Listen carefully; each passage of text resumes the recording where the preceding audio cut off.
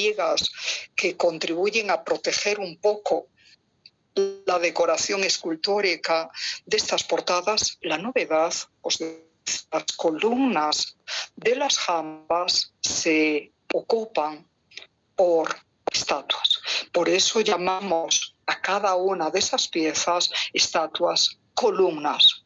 Tienen un marcado sentido columnario, como las cariátides del antiguo mundo griego, están sometidas, como veis también, al marco arquitectónico, son relieves, no son figuras exentas ni en bulto redondo, pero como veis, en el afán de expandir el programa iconográfico, de hacerlo crecer, de volverlo más destacado y de sintetizar con él las enseñanzas del Antiguo y del Nuevo Testamento, no solo se tallan con imágenes la parte de arriba de las puertas, los dinteles, los tímpanos y las arquivoltas, sino que también se tallan con imágenes las jambas, los laterales de estas puertas. Y como esas figuras de las columnas están talladas en el mismo soporte de las columnas, no es que estén pegadas a ellas, son piezas alargadas a las que se ha dado forma de columna por detrás, por arriba y por abajo, pero a las que se ha dado forma humana delante, es que hablamos de estatuas columnas. Son la gran invención y la gran aportación del gótico a la historia de la escultura universal. Y tanto gustó este diseño de las estatuas columnas que, como os decía hace ya semanas, al tratar del pórtico de la gloria, van a pasar incluso del gótico temprano al románico tardío. Y lo que marca las diferencias es obviamente la forma, el llamar de una forma, de un estilo, o llamarle del otro estilo, no es necesariamente la cronología, sino, como decía antes, es la articulación y es el diseño arquitectónico al que pertenezcan esas imágenes. Y entonces, en un primer momento, en el gótico temprano, al que pertenece la portada real de Chartres, las formas, las estatuas columnas son sumamente alargadas, esbeltas, con un canon por encima del natural. Ese alargamiento excesivo en los cuerpos, que no tiene más propósito que llenar en lo posible toda la altura del fuste con una figura que no debe de tener obviamente una cabeza más grande de lo normal, porque si no todo quedaría descompensado. Vais a ver cómo en el lapso de apenas 2 generaciones, desde ya cerca de 1200, da paso a unas proporciones corporales y a un canon mucho más natural. Lo veréis en las portadas norte y sur de la misma Catedral de Chartres. Os voy a enseñar a continuación, después de ver las estatuas columnas de esta portada real, figuras del portal sur, del transepto sur de la Catedral de Chartres, que ya corresponde al pleno, y notaréis las diferencias de canon y el mayor naturalismo y el mayor grosor corporal, proyección corporal, relieve de las figuras hacia afuera respecto a esto que es solo el inicio. Pero las estatuas columnas ya están aquí, igual que estaban en la fachada de Saint-Denis de París. Y si le llamamos portal real a este de la fachada occidental de Chartres, es porque lo representado en esas estatuas columnas de las jambas son los reyes y reinas y patriarcas del Antiguo Testamento, considerados en la tradición cristiana como ancestros visto en la carne. Y como largo del periodo medieval posterior y sobre todo en época moderna, esa representación de reyes y reinas bíblicos que estamos viendo aquí acabó fundiéndose con la representación de los reyes de la historia medieval francesa, es por esa razón, por la iconografía de esas figuras de la realeza bíblica, que a este portal se lo califica de portal real. En él se representan los antiguos reyes de Judá, los antiguos patriarcas. Lo veréis enseguida. Y fijaros, si la portada central, que es la principal, está dedicada a la majestad de Cristo como Señor de la historia, como Señor Dios, creador de todas las cosas, las portadas laterales complementan esa idea teológica, mostrándonos la de la derecha, el nacimiento de Cristo, presentándoos, lo voy a ampliar un poquito, a la Virgen María con el niño Jesús en su regazo, siendo adorado por los dos ángeles del extremo, mientras que en los dos registros inferiores vemos al medio la presentación del niño Jesús en el templo, que significa su presentación en la sociedad judía de la época, con la purificación de la Virgen. Esta es una portada dedicada a María en tanto que Madre del Señor, mientras que en el registro o friso inferior es la dormición de María o tránsito de María, que es como los católicos piadosamente llaman a la muerte transitoria de la Virgen, y decimos muerte transitoria y por eso se habla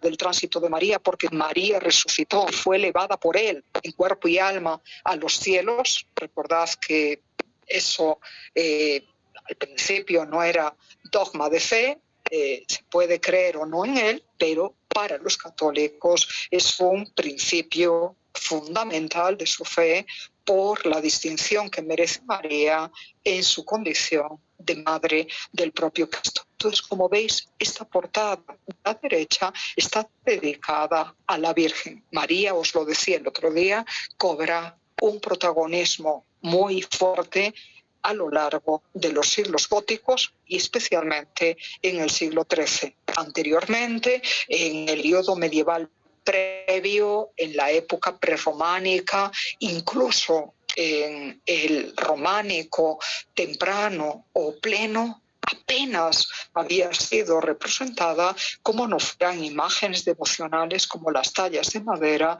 que os enseñé, aquella en particular procedente de Auvernia.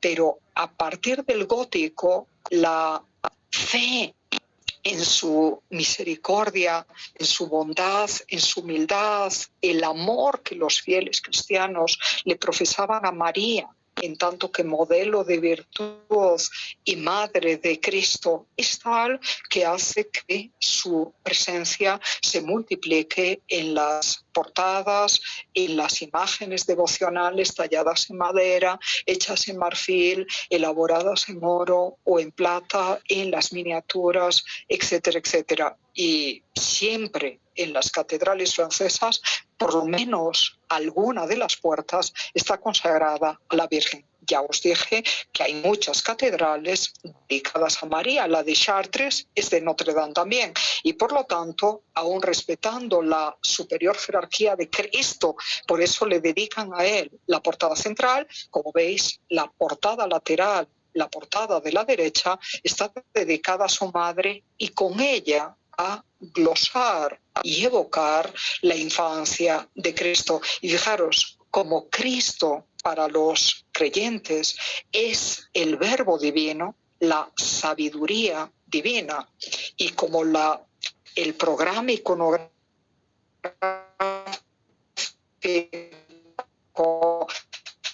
de estos portales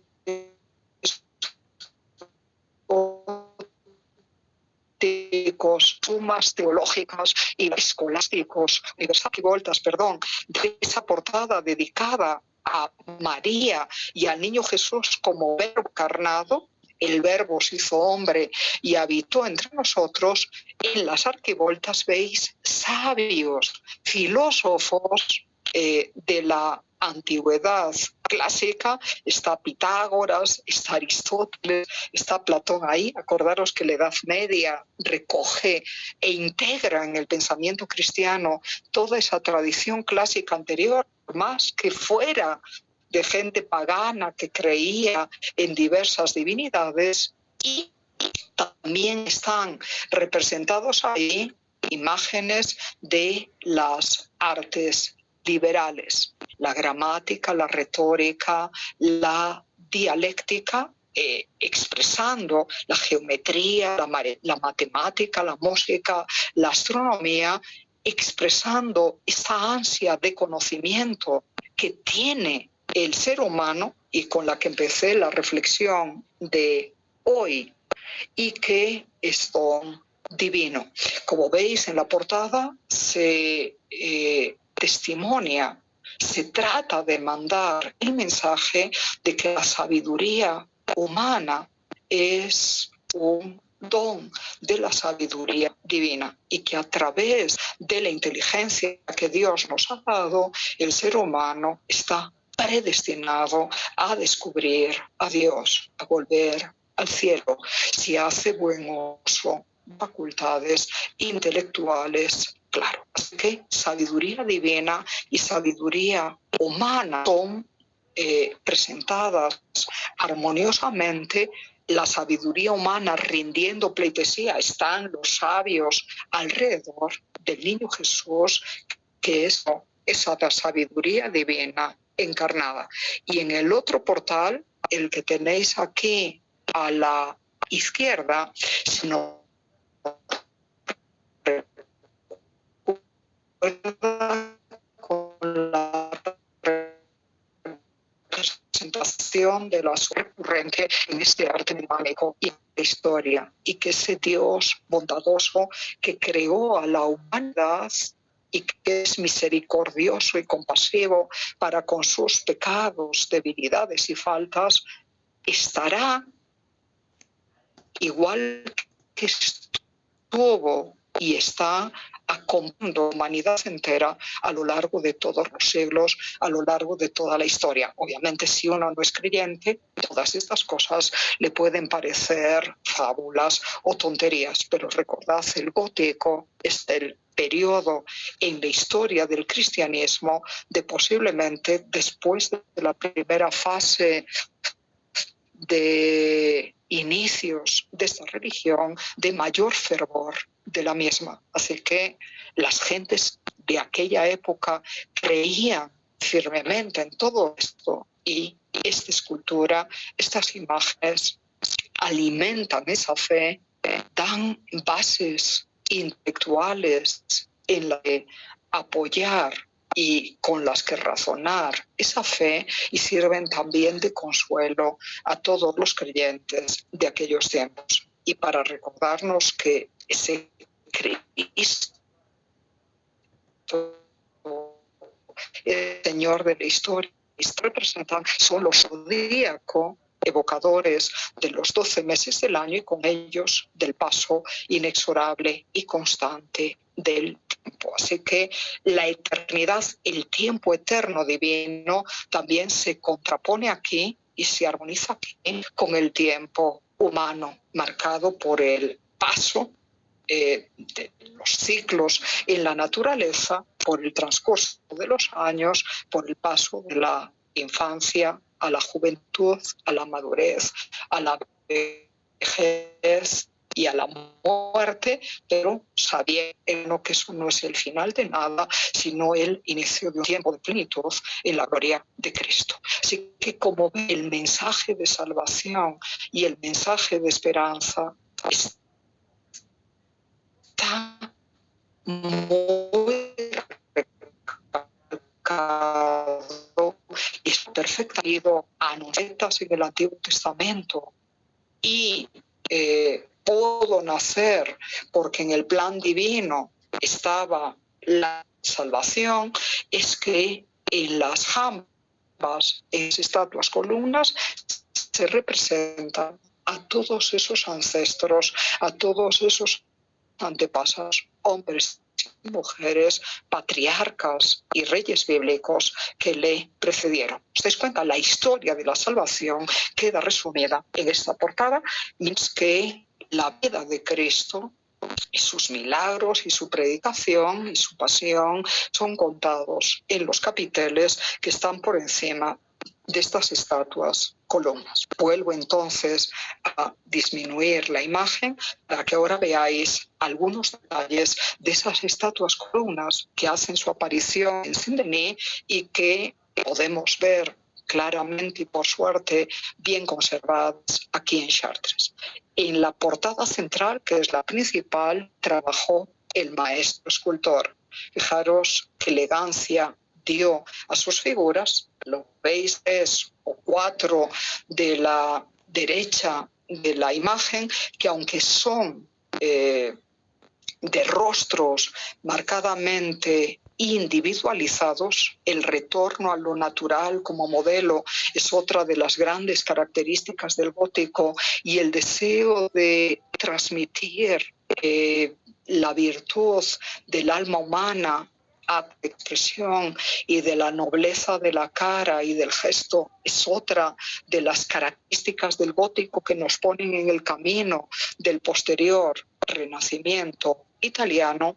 Aún así, fijaros cómo alarga los cuerpos de las figuras para que ocupen la mayor parte posible de los fustes de las columnas de las que emergen, de las que han nacido. Si vierais todo eso de perfil, notaríais cómo estas figuras están trabajadas en un medio relieve.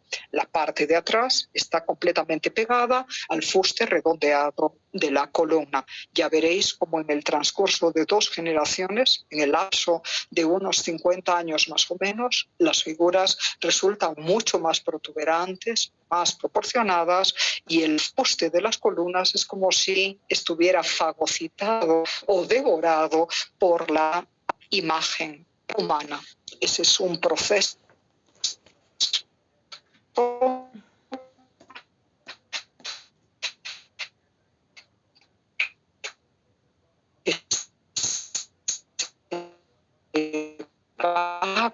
para mediados del siglo XIII, que vemos defensores de mártires, de figuras que forman parte del universo, como os decía, de la fe católica y de la historia de la salvación. Y eso es lo que tenéis aquí. Obviamente este maestro escultor no trabajó solo, hubo otros escultores que formaron parte de su taller, que venían de la tradición románica, que tallaron las estatuas columnas, las portadas laterales, pero mirad cómo ahí ya se afianza también el deseo característico del gótico de dotar a cada imagen de su propio espacio.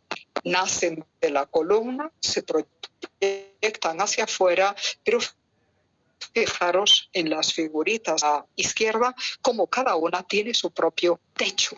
A ese techo, que en realidad es un elemento arquitectónico, le llamamos balaquín. No es un dosel el espado por la figura. Y fijaros en las figuras de la derecha cómo cada una de ellas apoya su pie en su propio suelo. Esa base recibe el nombre de peana. Estos 2 elementos definidores del espacio particular de cada estatua columna se mantendrán después de Chartres en todas las portadas góticas. Cada figura tiene su propia base, tiene su propio techo. Y esta idea de recalcar el espacio ocupado por cada imagen se mantiene en las arquivoltas. Como veis, notad como ahí también cada figura de las arquivoltas alineadas en el arco tiene su propia base, y como la base de las de arriba sirve de techo a las de abajo. Lo veis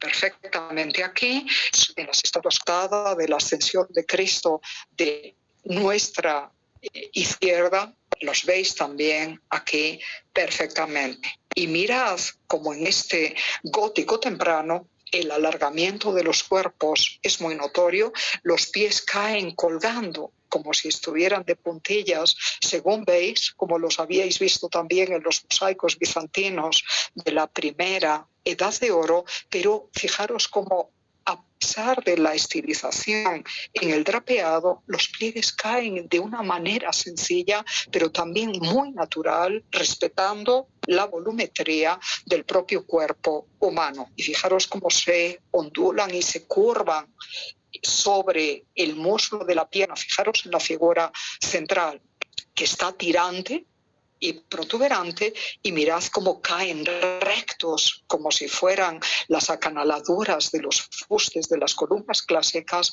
cuando la figura está serenamente apoyada en el suelo, como sucede con esta hermosa reina bíblica que estáis viendo. Y las caras, ya veis, a pesar de ese alargamiento corporal, tratan de plasmar caracteres, personalidades, individualización, de que alma y cuerpo forman una unidad indisoluble, que el cuerpo sí es el soporte material del alma inmortal, pero que el alma quiere al cuerpo, que el alma necesita del cuerpo para desarrollar sus facultades mientras vive en este mundo. Toda esa conciencia de la espiritualidad y de la inteligencia humana se materializa, se plasma en estos rostros ya perfectamente individualizados, más jóvenes, más ancianos, serenos, nobles, todos ellos, porque acordaros, la idea a transmitir es que son los antepasados bíblicos de Cristo y por lo tanto personas dignas, personas virtuosas, personas santas. Y ahí los tenéis a todos ellos. A lo largo de las jambas, cada una en su respectiva columna. Aquí tenéis otro detalle de la misma portada, de la misma fachada occidental, ahora viendo hacia la derecha, y ya veis, obviamente el canon corporal es muy alargado, pero cómo los pliegues caen conforme a las leyes de la física, más verticales o más ondulados, dependiendo de cómo se los esté agarrando. Esta es la fase temprana, por lo tanto, del gótico. Y a esa fase temprana pertenece también esta hermosa estatua de patriarca bíblico, puede ser la representación del padre Abraham, conservada en el Museo del Louvre de París y procedente, me parece que de la fachada destruida por la Revolución y reconstruida en el siglo XIX de Saint-Denis de París. Es una figura sentada, pero advertid otra vez la nobleza, la serenidad en ese rostro que ahí tenéis. Fijaros la caída, el desarrollo tan hermoso y tan natural de los pliegues. Mirad a dónde va el gótico unos 50 años después de lo que os acabo de enseñar.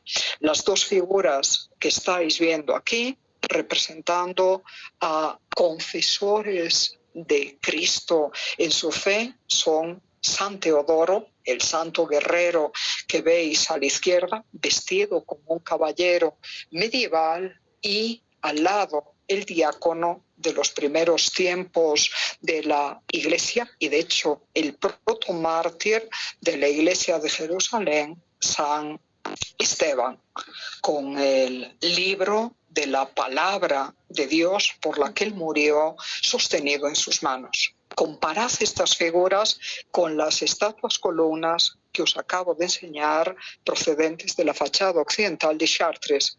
¿Qué me decís? A ver si podéis abrir el micrófono. ¿Lucen más naturalistas o menos naturalistas que las anteriores? ¿Los cuerpos están más proporcionados respecto al canon natural o menos proporcionados? ¿Son más protuberantes? Son más naturales. Profe, se le escucha súper entrecortado desde hace rato. Perdón, pues no, es la internet.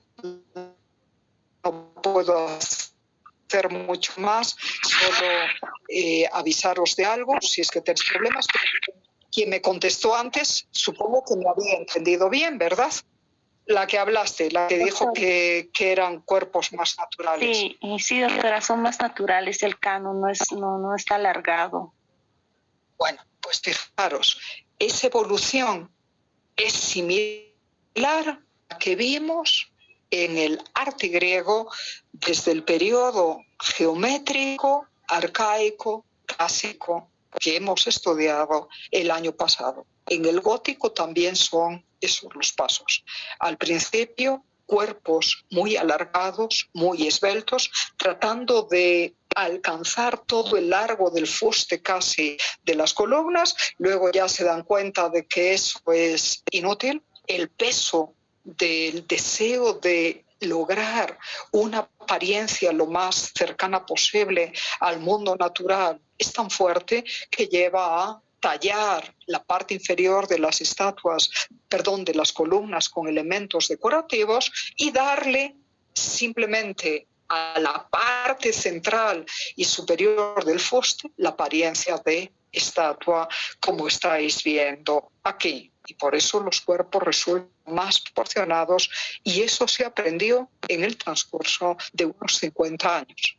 Es como los escultores no se cansan de ir aprendiendo y tratan de superar a sus padres, a sus abuelos, en aras de alcanzar ese naturalismo que ya para el siglo XIII es una de las metas del gótico. El gótico supone el retorno al mundo natural y el principio de empezar a fijarse en las personas y en los animales que están alrededor del artista para copiarlos directamente del vivo, o por lo menos para inspirarse en sus poses, en sus gestos a la hora de tallar una imagen o de pintar una imagen. Hasta el románico, la base era la copia de modelos anteriores.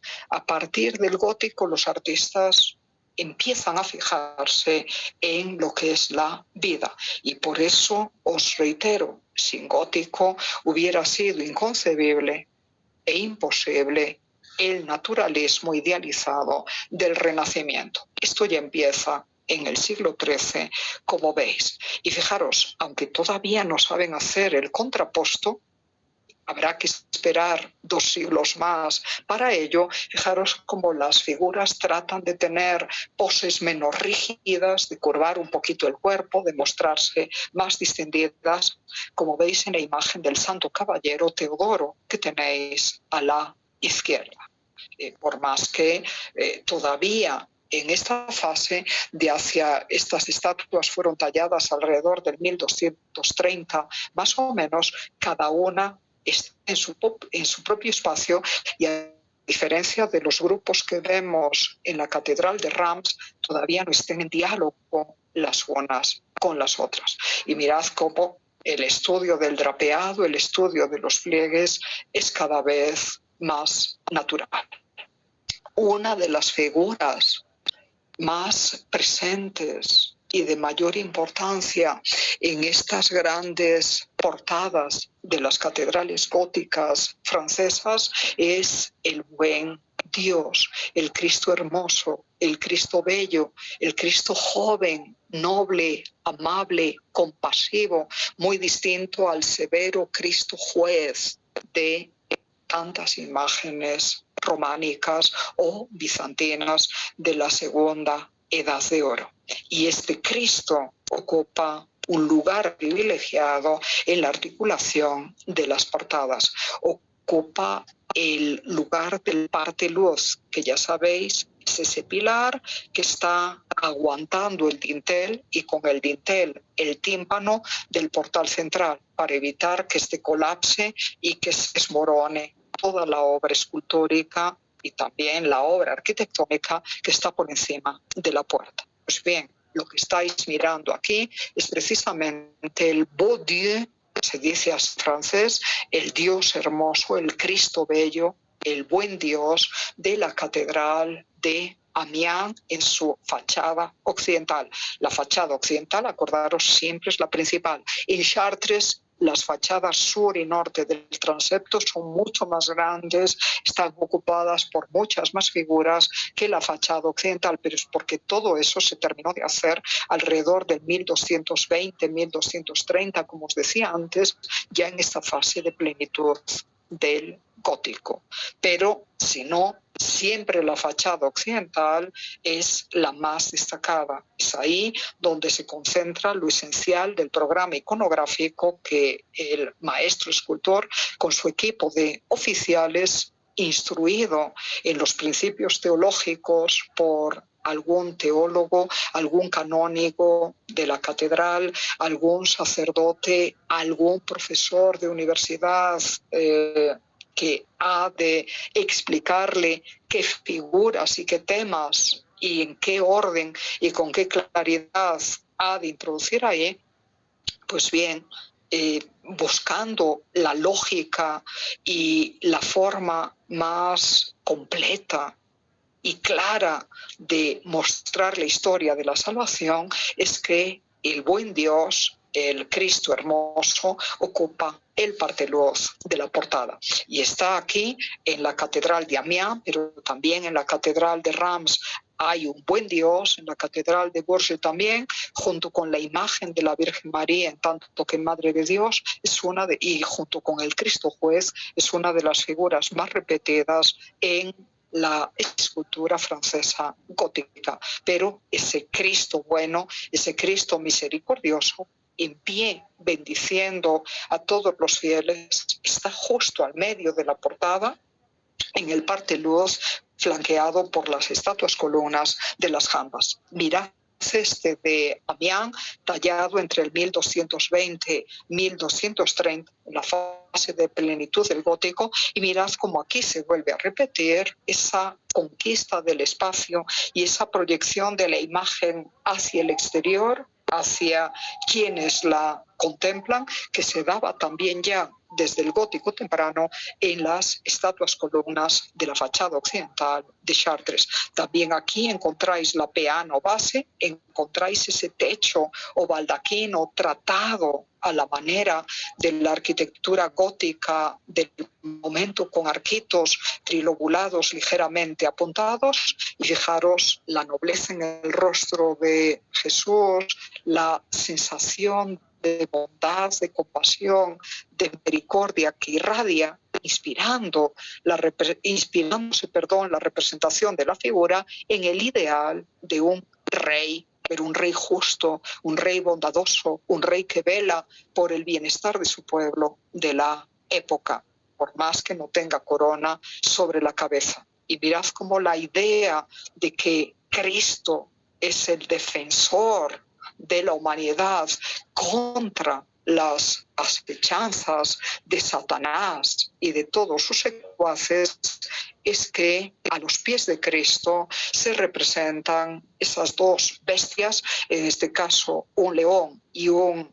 dragón, que se parece un poco a un basilisco, recordando aquel salmo del Antiguo Testamento que recuerda que Dios triunfa por encima del león, del áspiz, del basilisco y del oso. Todos esos animales son manifestaciones del mal y de Satanás en el mundo. Al estar pisoteados por los pies de Cristo, simbólicamente se muestran dominados y vencidos por el poder divino. Es por lo tanto un Cristo triunfante, un Cristo vencedor y misericordioso el que aquí se nos representa. La idea no es nueva en la iconografía cristiana. Ya en la capilla arzobispal de Rávena, con mosaicos del siglo finales del quinto, un poquito posteriores a los del mausoleo de Gala Placidia, se ve la imagen de lo que llamamos un Cristo legionario, porque va vestido de militar, como los emperadores romanos, con coraza y con manto militar, pisoteando a estas figuras que son encarnaciones de Satanás. En el gótico se continúa esa idea, pero con esta forma escultórica de gran volumen que aquí veis. Y mirad la profundidad de la imagen, su carácter relivario. Fijaros, ahora ya solo la espalda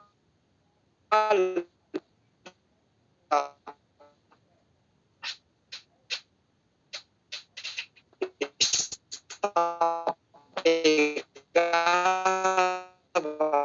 vista desde fuera, parece prácticamente está bendiciendo a todos los que columnas de las jambas, lo veis en la fotografía de al lado, pero no la puedo ampliar más, las imágenes de los apóstoles de este mismo Cristo.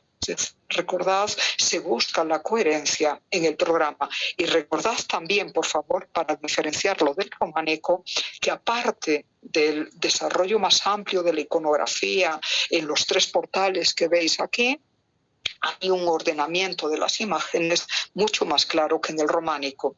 En los tímpanos del románico veáis al Cristo en tamaño mucho más grande que todas las otras figuras y alrededor de él, más o menos ordenadas, pero no del todo, las representaciones de los resucitados en el dintel o de los justos o de los Manovsky 20. Tiene la claridad y el sentido del orden de la lógica escolástica, igual que al desarrollar un argumento en un debate universitario hay que exponer las tesis, hay que razonarlas y luego hay que llegar a una síntesis, a una conclusión. También los tímpanos góticos vais a ver un desarrollo del programa en registros o franjas superpuestas. Y en ellas, ya no lo podéis notar aquí, Cristo va a estar arriba del todo, si la portada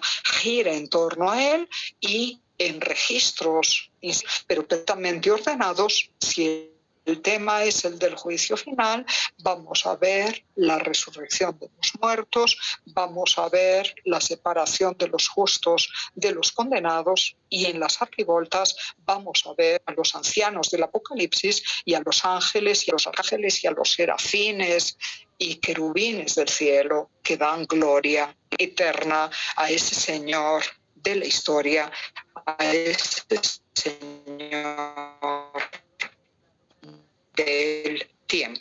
Y también en la parte inferior suele con relieves de tamaño más pequeño, enmarcados en cuadrilóbulos, como los que veis aquí a la izquierda. Ese es un diseño arquitectónico muy característico del gótico pleno. Lo podéis ver en los tallados en piedra, en los tallados en madera, en los marcos de las miniaturas, en los marcos de los vitrales de la época, como os enseñé el otro día al tratar del vitral del Buen Samaritano en la Catedral de Chartres. Y en este caso, cada uno de esos tetralóbulos, hay más por supuesto, está dedicado a contraponer las virtudes cristianas, especialmente virtudes cardinales y virtudes que se consideran recomendables para tener una